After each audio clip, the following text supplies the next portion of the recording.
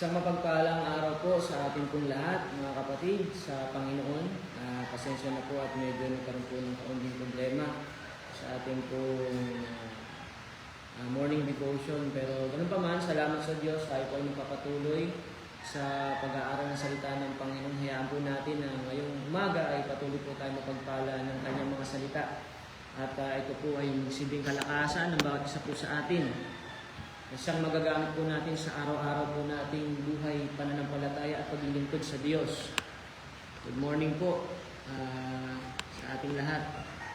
Kaya po muna'y manalangin. Ama, marami pong salamat o Diyos sa umaga pong ito. Salamat po sa pagkakataon muli na kami po ay makapag-aral ng iyong mga salita. Ito po ay bagamat nahadlangan, bahagya, ngunit tagumpay pa rin o Diyos dahil hindi niyo po hinayaan na ito po ay hindi nagpatuloy. Kaya salamat po Panginoon ngayong umagang ito, Lord God. Patuloy nga na itinataas namin ang pangalan po ninyo at walang sino man ang maitaas kundi kayo lamang, Panginoon. Samahan niyo po, O Diyos, ang kasalukuyang conference ng mga pastors' kids sa Rasa Quezon sa mga oras na ito, O Diyos. Habang kami, Panginoon, ay nagdi-devotion, Lord God, ay patuloy po maranasan po namin ang pagkilos ng inyo pong banal na spirito at pagpupuno ng iyong mga salita.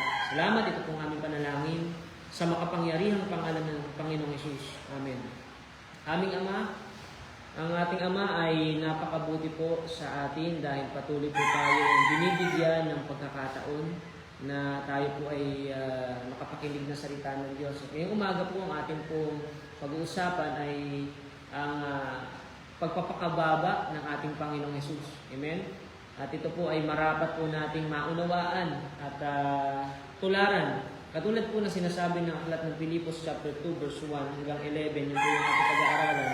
Babasahin ko po ng mabilis. Hindi ba't masigla kayo dahil na kay Kristo kayo? Hindi ba't masaya kayo dahil alam ninyong mahal niya kayo? Hindi ba't may mabuti kayong pagsasamahan dahil sa banal na spirito? At hindi ba't may malasakit at pangunawa kayo sa isa't isa? Kung ganoon, nakikiusap ako na lubusin na ninyo ang kagalakan ko. Magkasundo kayo at magmahalan at magkaisa sa isip at layunin. Huwag kayong gumawa ng anumang bagay dahil sa makasariling hangarin o sa paghahangad na maitaas ang sarili.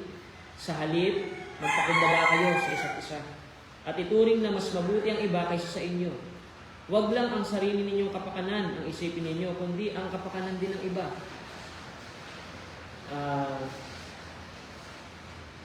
Dapat maging katulad ng kay Kristo Jesus ang pananaw ninyo. Kahit na nasa Kanya ang katangian ng Diyos, hindi niya itinuring ang pagiging kapantay ng Diyos bilang isang bagay na dapat panghawakan. Sa halip, ibinaba niya ng lubusan ng sarili niya sa pamamagitan ng pag-aanyong alipin, naging tao siyang tulad natin. At sa pagiging tao niya, nagpakumbaba siya at naging masunurin sa Diyos, amen, hanggang sa kamatayan, maging sa kamatayan sa krus. Kaya naman itinaas siya ng lubos ng Diyos at binigyan ng titulong higit sa lahat ng titulo, upang lahat na nasa langit at lupa at nasa ilalim ng lupa ay luluhod sa pagsamba sa Kanya at kikilalanin ng lahat na si Jesucristo ang Panginoon sa ikapupuri ng Diyos Ama. Purihin ng Panginoon. Sabi ni Paul, naandun na yung pagkakaisa sa mga kapatid, no? Yung meron silang masayang pagsasamahan, at meron silang malasakit at pangunawa sa isa't isa.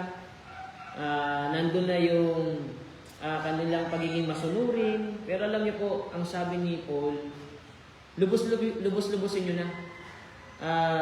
Magkaroon kayo ng kaisipan ng katulad ng kay Kristo. Yung pagiging mapagpakumbaba. Amen? At yun din po yung isa sa bagay na dapat nating maintindihan, mga kapatid, sa church. Amen? Lalo na sa iglesia na kinabibilangan natin. Andun yung sigasig natin eh. Na andun po yung lagi nating laan na tayo maglingkod, na gumanap para sa gawain ng Panginoon. Mga kapatid, na talagang tuwing gawain na andyan, masigasig. Pero alam niyo po, isa sa napapansin natin na napakahalaga na dapat pa nating pagbutihin yung magkaroon po tayo ng pagpapakumbaba sa isa't isa. Na hindi mo ginagawa yung isang bagay para sa sarili mong kapurihan. Kasi minsan, hindi nyo natin napapansin yung sigasig natin. Ang gusto talaga natin, tayo mapapurihan. Ayan, yung kapatid na yan, ano yan, masigasig yan. Ayan, kapatid na yan, napaka-prayerful niya. Ayang kapatid niya, napaka-giver niya. Napaka skillful, talented. Amen? Na hindi natin namamalayan, nasasayang lang yung sigasig natin, nauuwi tayo sa pagmamapuri. Hindi man natin sinasabi, pero sa loob-loob natin, nararamdaman natin yon. Kaya nga dapat, yan po yung madalas natin chinecheck. Sa akin personally, yan po yung talagang lagi ko chinecheck kasi alam naman natin tao tayo nakakaramdam tayo ng yabang pag di natin nababantayan yung ating mga sarili. Imitating Christ humility. Tularan natin, sabi nga ni Paul, dapat maging katulad ng kay Kristo Jesus ang pananaw niya. Ano ba ang meron kay Kristo Jesus dito sa pinag-uusapan natin? Yung kanyang pagiging mapagpakumbaba. Kaya ang pag-uusapan natin, imitating Christ humility. Sa mabilis na paraan lamang po, at tayo po ay late na po nagsimula. Dapat maging katulad kay Kristo Jesus ang pananaw ninyo sa verse 5. Bakit pinaaalahalanan ng Apostol Pablo, mga kapatid sa Pilipos? Sapagkat ang Pilipos po ay, ang iglesia sa Pilipos ay binubuo po ito ng iba't ibang klase ng mga tao. Meron po diyang mayaman, meron po diyang mahirap, meron po diyang matalino, meron po kasi yan po ay cosmopolitan city. Pag sinabing cosmopolitan city, isang lugar na kung saan ay binubuo ng maraming mga lahi. Katulad sa atin sa Pilipinas, meron tayong tinatawag na Angeles Pampanga. Maraming lahi po dyan. Dahil meron pong baso ng militar dyan. At ganoon din dito sa Pilipos. Sa Pilipos, amen. Makita natin dyan sa chapter 16 ng Book of Acts, makita natin yung mga believer dyan. Meron dyan si Lydia, yung mayamang Hudyo. Yung businesswoman na Hudyo. Meron din dyan yung aliping babae na inaalihan ng demonyo na nakalaya. Dahil sa na-encounter nila si Paul, na naging mananampalataya din niya.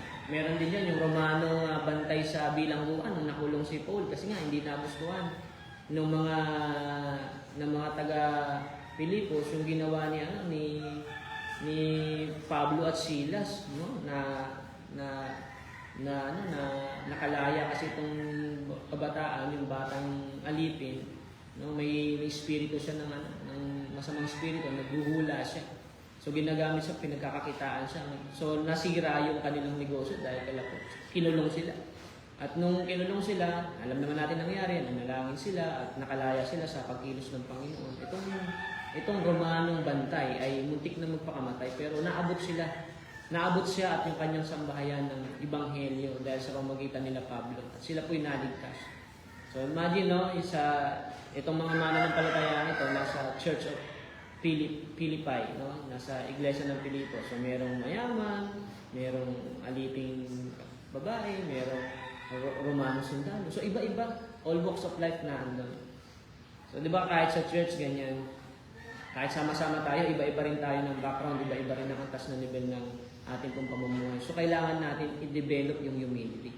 Magkaroon tayo ng pagpapakumbaba. Nang sa gayon, ang iglesia ay manatiling malakas, matatag, at nagkakaisa sa pananampalataya. Hindi yung nagtitinginan tayo sa isa't isa, ito, mahirap na to, kaya dapat sa likod to nakaupo. Ako, giver ako sa church, kaya kailangan pag anniversary, meron ako sariling upuan at meron ako sariling kapagkainan. Amen? Hindi natin naiwasan, may ganyan na nangyayari sa mga iglesia. Nagkakaroon tayo ng pagtatangi base sa atin pong antas ng pamumuhay o sa sukat ng dami ng ating pong nagagawa sa iglesia. So, kailangan po ay, mga kapatid, pakilakasan daw, mahina daw po.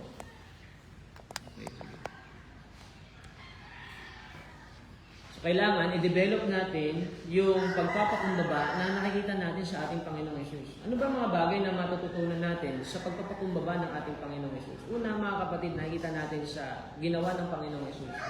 Sa verse 6, kahit na nasa kanya ang katangian ng Diyos, hindi niya itinuring ang pagiging kapantay ng Diyos bilang isang bagay na dapat panghawakan. Alam niyo po ang pagpapakumbaba ng Panginoong Hesus. Yung kanyang pagkakatawang tao ay pagpapakita o pagpapatunay na siya po ay Diyos.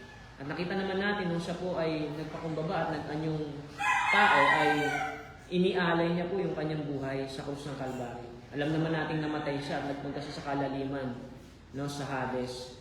Ngunit hindi siya nanatili doon. Siya po ay, pagkatapos ng 3 araw, siya po ay muling nabuhay. At siya po ay umakyat sa kanang trono ng Ama na nakita po ng 500 higit na mga kapatid. Mga kapatid, ang pagpapakumbaba ng Panginoong Hesus ay pagpapatibay na siya po ay Diyos. Dahil pinapakita doon na meron po siyang original na pinanggalingan. Siya po ay galing sa langit. Amen? At siya po ay naibaba sa kalaliman ng impyerno. Ngunit hindi siya nanatili doon. Siya po ay bumangon muli sa mga patay at umakyat muli sa kanang trono ng Diyos sa langit.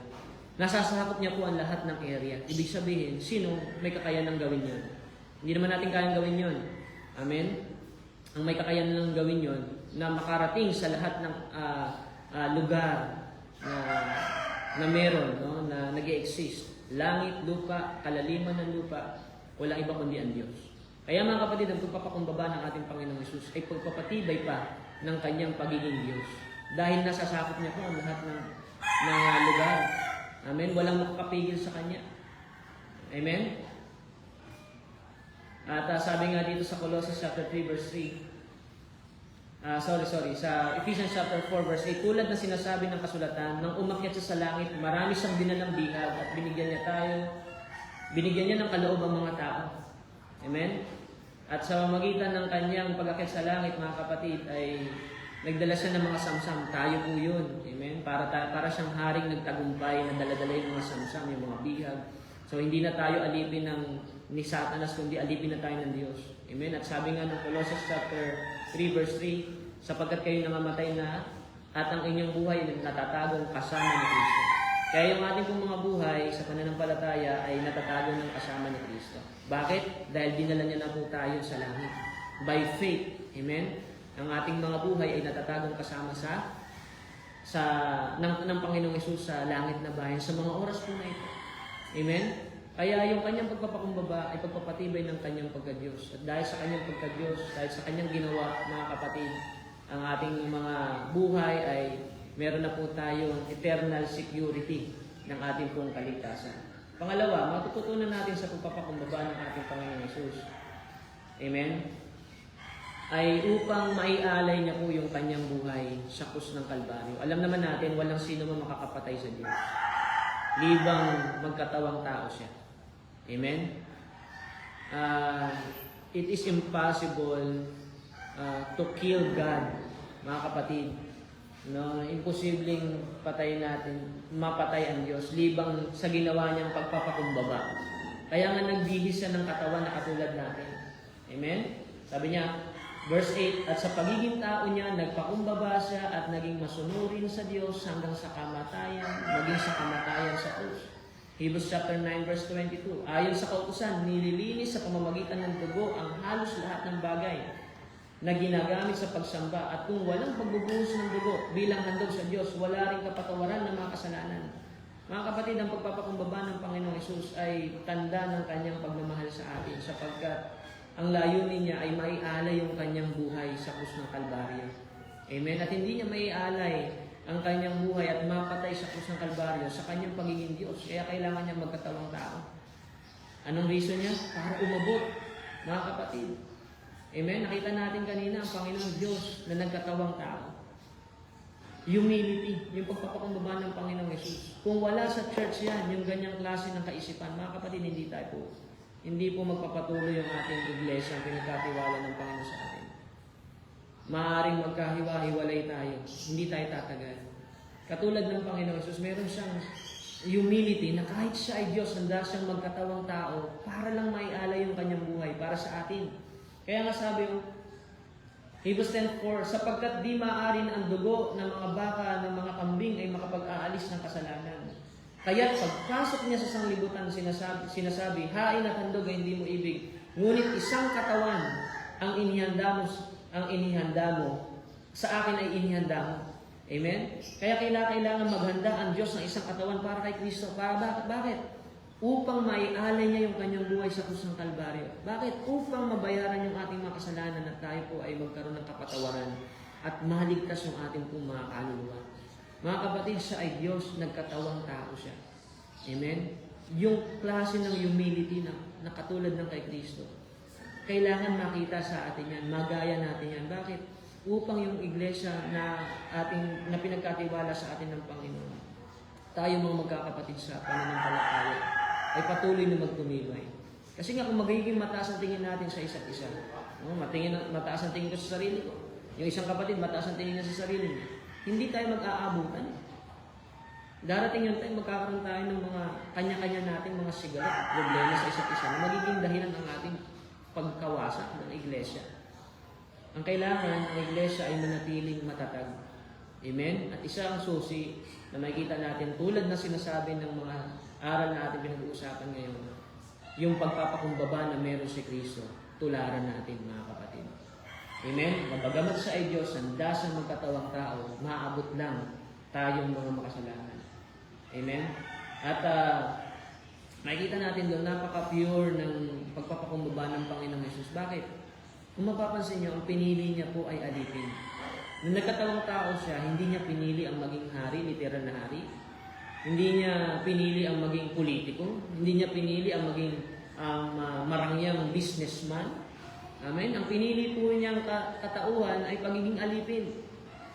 Amen? Pinakamababa sa lahat ng antas ng tao, alipin. So, napaka-genuine.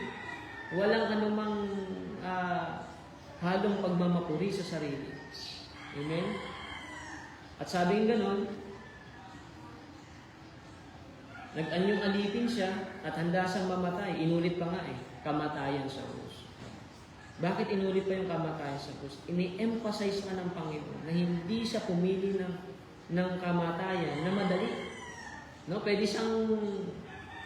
niyang piliin yung panahon na uso na yung electric chair. No? Pwede niyang piliin yung panahon na meron ng lethal injection. Pwede niyang piliin yung panahon na pugot ulo lang. Alam niyo, pinili ng Panginoong Jesus na panahon, yung panahon na kung saan ang parusa ay napakatindi pagkapako sa krus ng Kalbaryo. Yun na po yung pinaka-extreme at pinaka-mahirap na parusa para sa isang kriminal. Yung ikaw ay hagupitin, no, ng maraming beses, na magkaluray-luray yung katawan mo, at ipako ka sa krus ng Kalbaryo, katanghalian tapat na dala-dala mo yung bigat ng katawan mo habang ikaw ay nakabitin. Napakahirap mo nun. Amen? Napakahirap mo nun. Ibig sabihin, hanggang sa kamatayan, oo sa kamatayan sa krus. Handang gawin ng Panginoon, maabot lang po tayo. Amen? Kaya, tayo naman, bilang mga mananampalataya, hanggang saan tayo handang magpakababa? Gaano ka-genuine yung humility na kaya natin gawin para sa ating kapwa? Merong ganito may tinatawag kasi na false humility. Amen? Yung nagpapakumbaba ka pero meron pa rin meron pa rin pagmamapuri Pagka sinenso, pagka nasa sentro, meron pa rin pagmamalaki. No, yung halimbawa, kung bili ka na isang gamit, no, 5,000 yung halaga, sapatos, ang ganda, 5,000. Tapos may nagtanong, ang ganda naman yan, tapos sabi mo, hindi, pangit nga kung parang hindi ko nga type. Pero totoo, nung binili mo yun, pinag-isipan mo yun, nung binili mo. Pero dahil sa may pumuri, no, yung, yung false humility, nagpapakumbaba, pero may yabang. Hindi, pangit niya Hindi ko nga type 5,000 pa naman yan. Di ba? Meron yabang Pero ang Panginoon Jesus, napaka-genuine ng kanyang pagpapakumbaba. Nag-anyong alipin, anong kailangan para mabayaran yung kasalanan, kamatayan? Sige po, handa ako mamatay. Sa anong paraan? Pagkapako sa krus, hanggang kamatayan sa krus, susunod ako. Napakabuti ng ating Panginoong Jesus. Kaya kung magkakaroon din po ang iglesia, ang bawat isa po sa atin ng ganong klase ng pagpapakumbaba, mga kapatid, walang maibabala si Satanas para tayo po ay wasakin bilang isang iglesia. Paano niya ibababa? Paano niya ibabagsak yung taong handang ibaba yung sarili sa pinakamababa? Sige nga. Kaya ka bang ibagsak si Satanas kung yung sarili mo ay binababa mo na ng pinakamababa? Kaya napakahalaga yung maging pure yung ating pong humility. Meron kasing tao na handang magpakababa, pero sa likod mo, meron pa rin pagmamapuri, meron pa rin pagmamalaki. Nararamdaman po yan, mga kapatid. Amen? Sa verse 7, sa halip ibinaba niya ang lubusan ng sarili niya sa pamamagitan ng pag-aanyong alipin. Naging tao siyang tulad natin. At sa pagiging tao niya, nagpakumbaba siya at naging masunurin siya hanggang sa kamatayan, maging sa kamatayan sa krus ng Kalbaryo. Mga kapatid, beware of false humility. No, katulad nung Pariseyong nanalangin. No? Ang pananalangin po is a sign of humility, a sign of submission. Nung nananalangin siya sa Panginoon, hinaluan niya ng kayabangan. Kaya sabi niya, Panginoon, salamat. Dahil hindi po ako makasalanan. Ako po'y nag-aayuno. Ako po'y nag-iika po. Hindi katulad po ng maniningin ng buwis na yan. Di ba? Nananalangin siya, pero meron siyang niyuyurakang tao. No? Papakita siya ng a sign of humility, pero false humility kasi nananalangin siya pero may pagmamapuri sa kanyang sarili. So maraming ganyan na nangyayari sa iglesia. Mga kapatid, kaya babandayan po natin ang ating mga sarili. Akala natin, nagpapakumbaba tayo, hindi natin alam. Tinatawanan lang tayo ni Satanas. Bakit? Meron pa rin pagmamalaki sa ating pong mga puso. Tatandaan natin, Proverbs chapter 18 verse 12. Before destruction, the heart of a person is proud, but humility comes before honor. Amen? Pagka meron pagmamalaki sa ating puso, mga kapatid, kasunod yan pagbagsak. Pagbagsak yung kasunod yan. Pero yung handang magpakababa, yung totoong magpapakababa, pinaparangalan niya ng Diyos. Amen? Let another praise you. Proverbs 27 verse 2. Let another praise you and not your own mouth, a stranger and not your own lips. Hayaan mong purihin ka na ibang tao. Glory to God. Pero wag na wag mong pupurihin yung sarili mo. Amen? At pahuli, papakumbaba ng Panginoong Yesus ay magpapakita na ang Diyos itinataas ang sino mang nagpapakumbaba na totoo sa kanyang harapan. Dahil ang Panginoong Yesus, alam naman natin, verse 9, kaya naman itinaas siyang lubos ng Diyos at binigyan ng titulong higit sa lahat ng titulo, upang ang lahat ng nasa langit at lupa at nasa ilalim ng lupa ay luluhod sa pagsamba sa Kanya. Amen? Pinapakita lang ng Panginoon. No? Sabi nga ng James 4:10, humble yourself before the Lord and He will exalt you. Mga kapatid, pastor, ang hirap naman magpakababa kasi nahihirapan ako kasi yung antas ng pamumuhay ko parang awkward sa akin yung magpakababa ng alam naman nila yung buhay ko marangya. Alam naman nilang matalino. Alam naman nilang may kaya ako sa buhay. Parang nahihiya po ako magpakababa. Mga kapatid, lalo ka pang itataas ng Panginoon pag handa ka magpakababa. Amen? Sabi, humble yourself before the Lord and He will exalt you. Katulad ng Panginoong Jesus, bagamat siya ay Diyos, nagkatawang tao siya. Gaano katotoo yung kanyang pagpapakababa? Pinili niya alipin.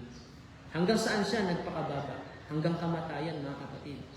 Anong klase ng kamatayan? Kamatayan sa krus. Kaya naman, nung nakita ng Ama yung submission, yung humility ng ating Panginoong Jesus, itinaas siya ng Diyos Ama. Binigyan siya ng titulo ng higit sa lahat ng titulo. Sabi. Amen? Kaya darating yung araw, lahat ng tuhod luluhod, sasabihin, ikaw ang Panginoon. Ganun din sa atin. Kaya nga tularan natin yung pagpapakumbaba ng Panginoong Jesus. Ano bang estado mo sa buhay? Gaano ka handang magpakababa? Makaabot ka lang ng kapwa.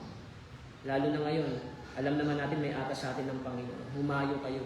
Gawin ninyong alagad ng lahat ng mga bansa. Alam niyo, isa sa magiging hadlang para hindi tayo makahayo at umagot ng mga tao, yung masyadong mataas yung tingin natin sa sarili natin.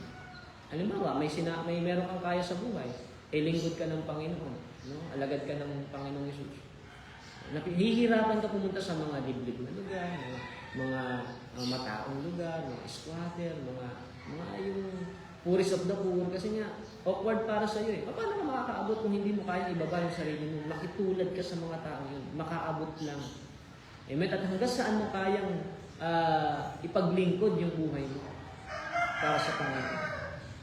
So imagine kung lahat tayo sa church magkakaroon tayo ng humility na katulad ng kay Kristo. Bagamat sa Diyos, handa sa magkatawang tao, alipin, hanggang mamatay sa krus ng Kalbaryo.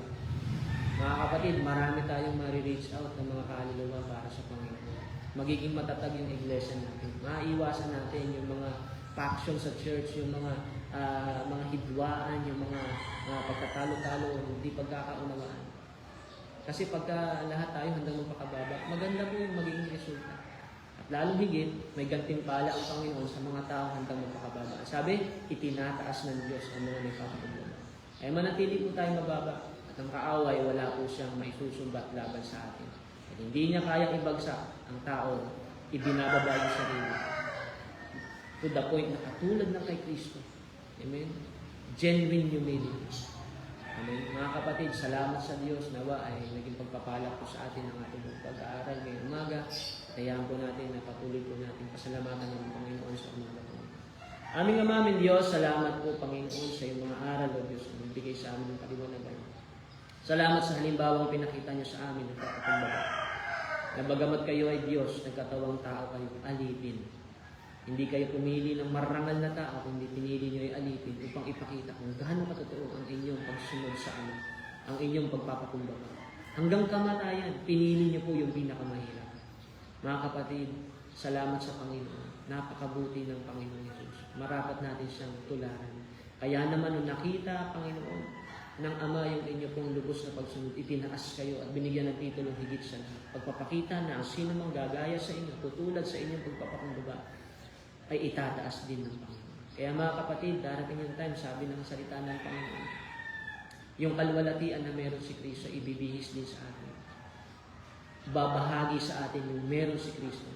Kaya mga kapatid, tularan natin siya. Gayahin natin siya. Alam natin mahirap, pero tutulungan tayo ng banal na Espiritu. Hallelujah. Salamat po, Panginoon. Nawa ang bawat salitang amin na pag-usapan o Diyos ay tumimong malalim sa aming puso. Ingatan niyo po ito ng banal na Espiritu. At ikaw lang patuloy na maitasahan ko mga buhay. Pagpalain niyo, Panginoon, ang bawat iglesia, bawat kapatid. Hallelujah, na nakasama po namin sa umagang ito. Sa inyo po lahat ng papuri, ito pong aming panalangin. Sa tanging pangalan ng aming Panginoon Jesus. Amen. Salamat po mga kapatid. God bless po sa bawat isa natin.